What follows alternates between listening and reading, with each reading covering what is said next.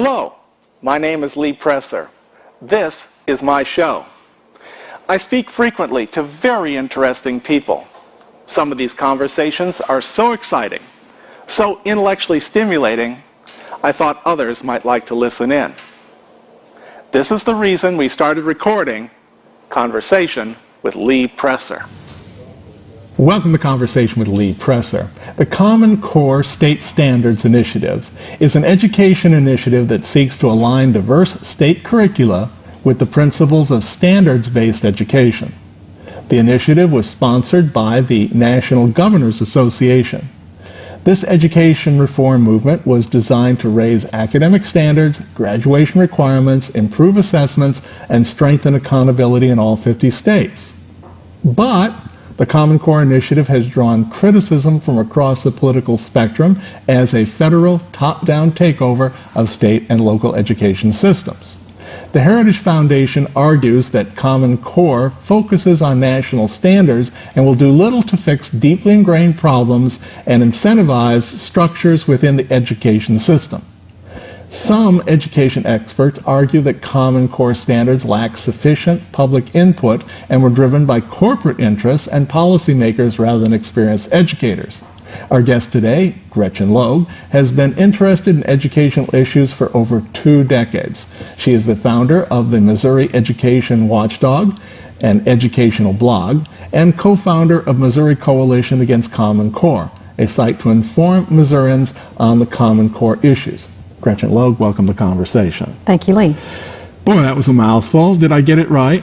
Pretty much. Okay, Yeah. So we've encapsulated what it is we're going to talk about today, but I know you have a whole lot more to say. First of all, what was it, from your perspective, that the people who were trying to found the idea of standards for students got wrong? Standards in and of themselves are not bad. We need standards in education, and in fact, our state constitution in Missouri gives the state the ability and the authority to set the direction and development of the standards. So it's always been a state issue. Mm-hmm. What's different about Common Core is that the standards now are driven by 2 private trade organizations. You said the National Governors Association and the Chief Council of State School Officers. What's that? What, I know with the national governors. Yes. CCSSO, mainly school chiefs, superintendents, they have all banded together. They are funded by the federal government. Mm-hmm. So what they did is they got together and they decided that the states, with the NGA, needed a set of standards that were common. Mm-hmm. And so, funded by the federal government, they were the ones that created these standards that now 45 states have signed on to. What's wrong with that? Well, what's wrong with that is that it's illegal. Well, but if the governors are doing it, how could it be illegal? I mean, they're the governors. Well, basically what you have... And they're the superintendents. Well, yes, but the governors signed the authority to go with these consortia, but the governors really... There's been a question on whether they have the authority to actually do that. Mm-hmm. Because what they've done is that they've signed over the control of the standards for a state and put it in a consortium. Uh-huh. Now, didn't Missouri legislature sign off on this? No. Okay. This bypassed state legislators and it bypassed the voters. In fact, it bypassed the national legislators as well, Congress. Mm-hmm. Unlike No Child Left Behind, that was signed, was a law. Congress voted on the specifics of the law. What we would like people to start understanding about Common Core, it's a massive stimulus program.